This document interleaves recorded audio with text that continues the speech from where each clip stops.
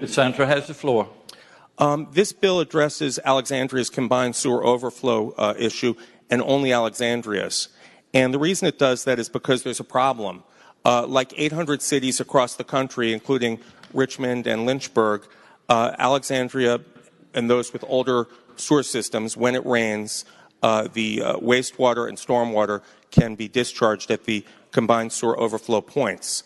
While Richmond and Lynchburg have been dealing with this for at least 25 years or so, Alexandria is dealing with it and is under a full compliance with 9 EPA minimum controls for CSO control. And 95% of our city is served by separate sanitary sewers which flow to a wastewater treatment plant. But what we're talking about is 5% of the city that discharge waste, serving the remaining 5% of the city, Old Town, where the sewers were built many years before we knew that we'd have this kind of population we share today. And it's a complex issue with a fully developed city with many homes, historic streets that cover up the network of pipes and outflows. So I have that concern, and the city had a concern as well. The city agreed to take proactive steps to deal with this sooner than they're required to by federal law or by DEQ. And I wanted to accelerate the process. I introduced legislation that would hold the city to what it promised to do. Senator Servell introduced legislation to accelerate that. And then we have the third option, this bill, which we heard in committee some call the nuclear option. This bill would require that we deal with this in 3 years. And I spoke to DEQ. They couldn't find another CSO in the United States, or didn't know of one, that had been dealt with in 3 years. So I talked to the city and I asked them to speak with engineers. I have a letter from the engineers, and to summarize it, it says, if this process were started today, the earliest year facilities could be given the certificate to operate would be 2026 to 2029. And because we're building solutions to CSOs number 2, 3, and 4 in a more concentrated area in Huntington Creek, where we'd be dealing with 4. So it says that dealing it by 2028 would be an extremely aggressive schedule. Alternatively, a deadline of 2030 would be still be aggressive, but a bit more reasonable. And that's what this calls for. Now, I'm not going to go into all the engineering, but a lot of people wonder, why does it take so long? And if you want to build a multi-million-gallon storage tank under the Potomac River, or dig up polluted soil and put it under the streets of Old Town, or deal with much larger pipes, those are solutions, but they have to be planned for. There's a planning phase, a phase where you have compliance with National Environmental Policy Act. You have to establish and conduct a facility planning and geotechnical phase, a design phase, a construction procurement phase, the final construction, and then even to start up and commission these plants requires 6 months of testing. That's 9 to 12 years. So the state has already given us permits for dealing with the other 3 outflows, which are quite serious, of 7 to 9 years each. Some of them are less complex. We have invested about $120 million, which is, I believe, in total, we're willing to invest $4,000 per resident. Now, Lynchburg and Richmond have gotten about $100 million and $200 million from the state between appropriations and loans, and they've gotten federal earmarks. We had $1 million in the budget that Senator Saslow had obtained or put in the budget several years ago, $1 million when we wanted to start that planning, and that $1 million was removed. Now, we're not asking for money today, but the cost per resident would likely be $4,000 per resident to do all of this, resulting in a 50% increase in water bills. Our plan for the other outflows was based on extensive public participation, scientific and engineering studies, coordination with the state. We've got a letter from the city's bond council that the underlying bill, if this floor substitute were to be rejected and the other bill to pass, quote, may strain the city's financial position to the point that the viability of the city's AAA bond ratings are brought into question.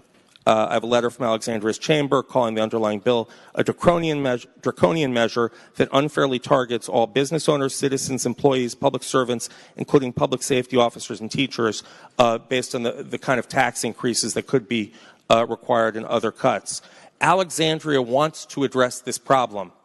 I want to address this problem. Eventually, under existing law, this problem would be addressed.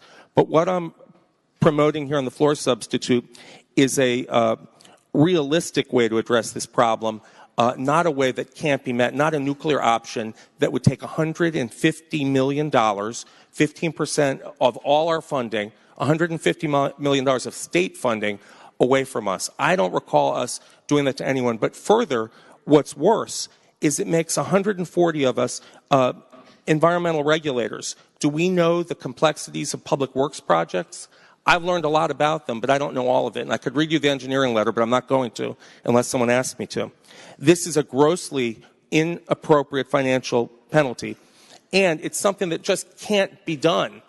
Why don't we let DEQ do its job, or alternatively pass the floor substitute?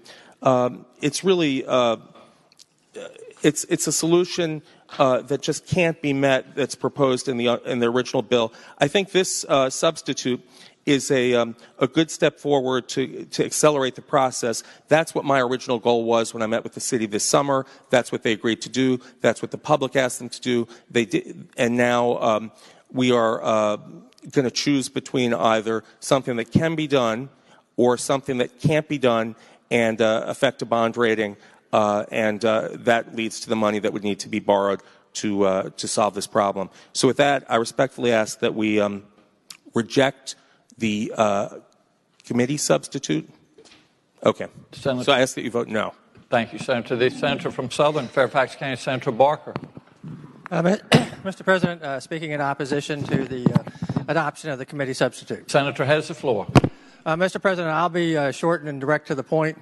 I think has been indicated by the senator from Alexandria. The timeline that's specified in this committee substitute is not possible. It's something that cannot be met a 3-year time period here and cannot be met by several years, not a matter of days, weeks, or months. Therefore, I think this bill is highly inappropriate for us to adopt something that we know is impossible to do and that has major fiscal implications to the city of Alexandria in this particular case, and that we would be withholding school funds and all types of funds that would be provided to the city based upon something that they are don't have in their power to be able to meet. Thank you, Senator. The senior senator from Fairfax, Senator Saslaw. The senator from Stafford yield for a question. The senator from Stafford yield for a question. Yes, Mr. President. He yields, Senator. Could you explain to the Senate what the total extent of the penalties are if this 2019 date is not met? The senator from Stafford. The total extent of the penalties, if they don't comply within 2020, could be that funds that are allowable under law could be withheld. So, senator from Fairfax. Mr. President, so I would ask the translation of what you just said is they could lose all of their school funds and anything else, monies that come from the state. Senator from Stafford. Mr. President, in all honesty, I can't answer that question with specificity because some of our funds are tied to federal strings. So I can't tell you today exactly what funds could be withheld because the way I crafted the bill, it says whatever is allowable under the law. I'll further tell you that it is not my intention to try to withhold funds from the city of Alexandria. It is my intention to try to make them to consider this as a priority for them. They've been dumping all this sewage into the Potomac River for many, many years. And all of a sudden, we've gotten their attention. And that's my goal. It's not to withhold their funds. It's to make them deal with this issue. The senior senator from Fairfax. Mr. President, the last that I knew, the money that we give to K through 12 is not contingent on any federal funding. So they would lose every last bit of the money we send to them for public schools. Is that not correct? Senator from Stafford. Mr. President, there's a potential that they could lose various categories of funding if they refuse to stop dumping 130 million gallons of sewage into the Potomac River every year. Thank you, Senator. Speak to the Senator has the floor. The committee substitute. I'll just tell you all this. There ain't anybody in this room, I mean anybody in this room, with half a brain that thinks this would be signed into law by the governor. Okay? We all know that.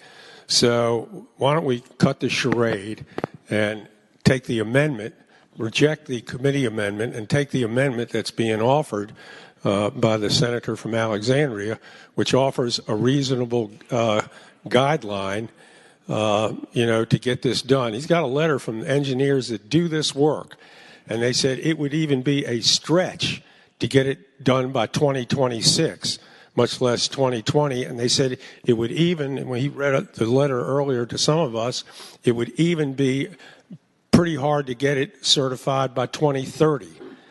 So I don't see why, we're wasting time doing this when everybody in this room knows full well this bill would never be signed into law by the governor. And ask yourself this: would you want a stunt like this pulled on your jurisdiction? I mean, that's what it comes down to. So think about that when you vote on this amendment. Is this something that you would want done to your area? If it is, then vote for the committee substitute. But I think it's a little unrealistic, to stick this requirement on this bill going out of the Senate. Sooner or later, the senator and we all run into this, sooner or later, our areas need help. And we need help from each and every one of us in here. You pull a stunt like this, and sometimes you don't get the help that you need when it needs to be reciprocated. We should be getting along and looking out for each other's areas and not trying to pull a stunt like this. And I would hope, Mr. President, that they reject the committee amendment and vote for the floor amendment.